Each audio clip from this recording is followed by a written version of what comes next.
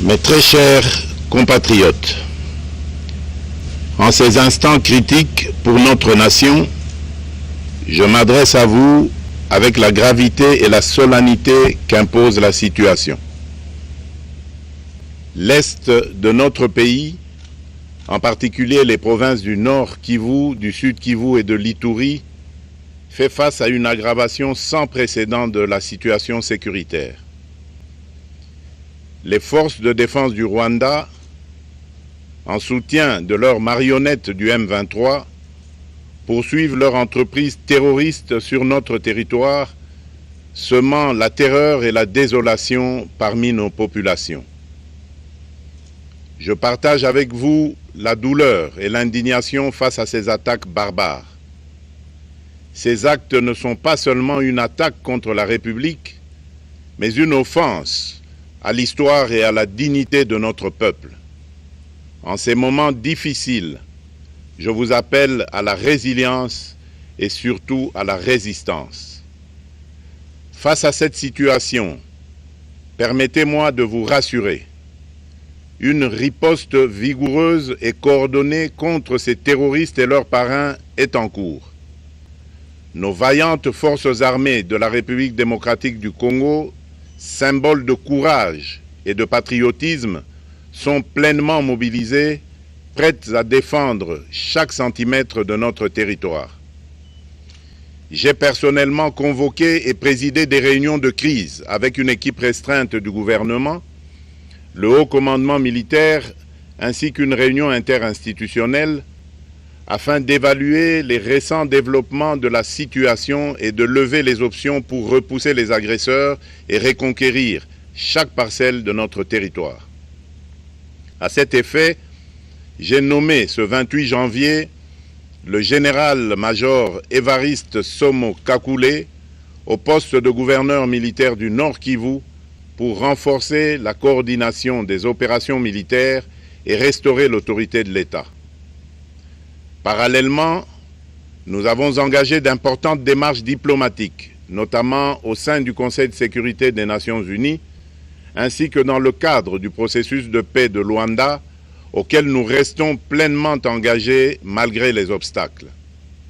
Nous privilégions la voie du dialogue, mais toujours avec lucidité, tout en restant fermement résolus à défendre notre territoire et notre souveraineté par tous les moyens nécessaires. Mais ce combat n'est pas seulement celui des FARDC.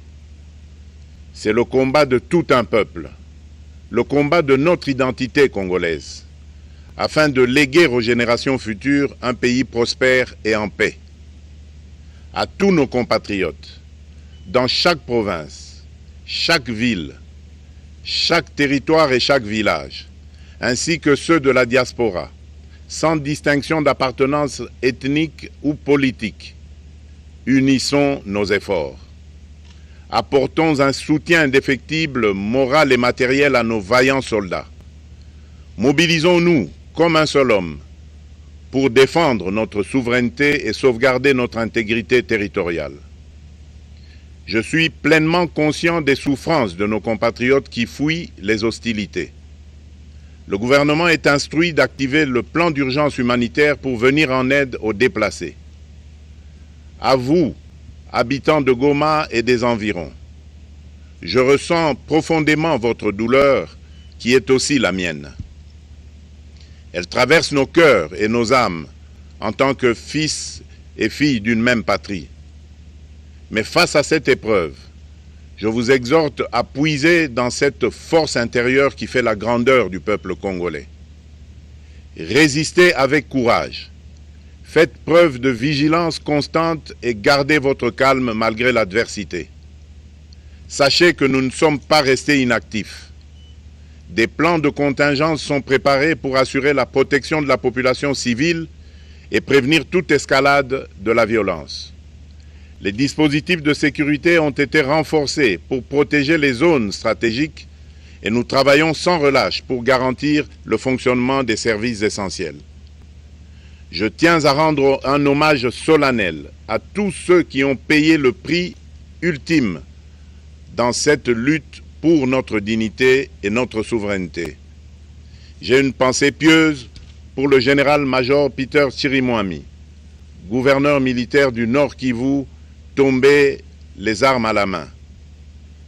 Je m'incline avec respect devant la mémoire de tous nos militaires et de tous les Wazalendo tombés sur le champ d'honneur.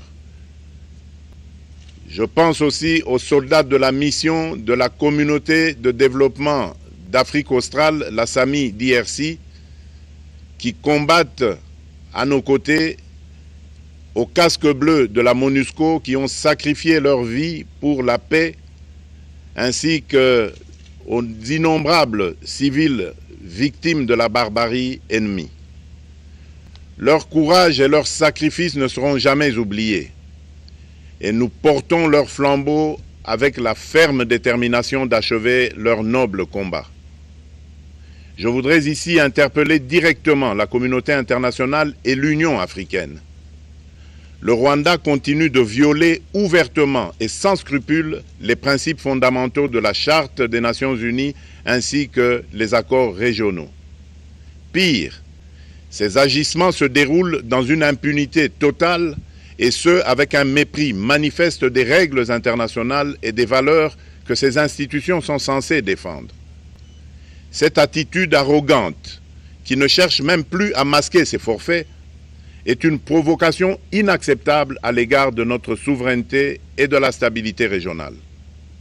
La présence de milliers de soldats rwandais sur notre sol, leur soutien politique, logistique et militaire à leur pantin du M23, ainsi que leur implication dans l'exploitation illégale de nos ressources naturelles, nous conduisent tout droit à une escalade aux conséquences imprévisibles, mettant en danger toute la région des Grands Lacs. Votre silence et votre inaction face à la barbarie du régime de Kigali et aux atrocités perpétrées par ces supplétifs sur notre territoire constituent un affront non seulement à la République démocratique du Congo, mais également aux valeurs universelles de justice et de paix. Le peuple congolais prend acte de cette passivité qui frôle la complicité. Soyez sûrs d'une chose, la République démocratique du Congo ne se laissera pas humilier ni écraser. Nous nous battrons et nous triompherons. Congolaises et Congolais, l'heure est certainement grave, mais notre détermination est encore plus inébranlable. Ce moment critique nous offre l'opportunité de montrer au monde ce qui fait notre force, c'est-à-dire notre unité sans laquelle tous nos efforts seraient vains. Je vous appelle à être vigilants, mais à ne pas céder à la haine, aux divisions ou à la violence. Je condamne avec la plus grande fermeté les actes de vandalisme et de pillage qui ont visé certaines missions diplomatiques accréditées en République démocratique du Congo, ainsi que des intérêts privés dans la ville de Kinshasa. Ces comportements irresponsables dénaturent l'expression saine de notre colère face à l'agression barbare nous imposée et jettent une ombre sur les manifestations pacifiques de soutien à nos vaillantes forces armées qui luttent avec courage et abnégation pour défendre notre souveraineté. Notre engagement doit rester ferme et discipliné. Nous gagnerons cette guerre par notre unité, notre courage et notre sens de responsabilité, et non par la violence aveugle et par l'anarchie. Cette victoire ne sera possible que si chaque Congolais, où qu'il soit, prend toute la mesure du combat qui est le nôtre. J'appelle donc la nation entière, hommes et femmes, jeunes et vieux, acteurs politiques, opérateurs économiques, membres de la société civile, confessions religieuses, artistes et sportifs à se mobiliser, à faire bloc derrière nos vaillantes forces armées et à contribuer chacun à son niveau à l'effort de guerre. J'ai instruit le gouvernement de mettre en place des mesures rigoureuses de réduction du train de vie des institutions et de leurs animateurs afin que les ressources ainsi économisées soient directement réorientées vers le soutien à nos forces armées. Dans cet effort national, j'en appelle également à la responsabilité du secteur privé qui est invité à contribuer activement à cette cause commune. Nos soldats se battent avec héroïsme pour la défense de notre intégrité territoriale et de notre souveraineté. Ils ont besoin de notre soutien total, qu'il soit moral, matériel ou logistique. À la jeunesse congolaise, pilier et espoir de notre nation, je vous exhorte à répondre massivement à l'appel de la patrie. Le moment est venu de vous lever, de mettre votre énergie et votre créativité au service de la nation. Nous devons renforcer nos rangs et chaque jeune Congolais prêt à défendre son pays a une place au sein de nos forces armées. Enrôlez-vous massivement dans l'armée. Vous êtes le fer de lance de notre projet et votre mobilisation est déterminante pour la victoire finale. Aux braves populations du Nord Kivu, du Sud Kivu et de l'Ituri, vous êtes le symbole de la résilience congolaise, une source d'inspiration pour toute la nation. Vous n'êtes pas seuls dans cette épreuve. La République tout entière se tient à vos côtés, unis dans l'espoir et la lutte. Ensemble, nous ferons face et surmonterons cette épreuve. À nos vaillantes forces armées et aux vaillants patriotes Wazalendo, véritables sentinelles de la souveraineté nationale, je rends un hommage appuyé et vous exprime au nom de toute la République notre reconnaissance infinie et notre fierté inébranlable. Votre bravoure, votre discipline et votre engagement sans faille inspirent et mobilisent tout un peuple déterminé à défendre son territoire. Sachez-le, la République ne vous abandonnera jamais. Votre combat est le nôtre et vos sacrifices ne seront jamais oubliés. Vous incarnez l'honneur de la nation congolaise.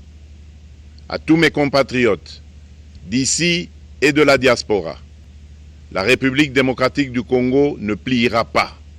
La République démocratique du Congo ne reculera pas. Je ne vous abandonnerai jamais. J'en fais ici le serment. Le soleil n'a pas cessé de briller sur notre patrie. Ensemble, main dans la main, nous surmonterons cette tempête et nous ouvrirons une ère nouvelle de paix et de prospérité pour les générations futures. Que Dieu bénisse la République démocratique du Congo et son peuple. Je vous remercie.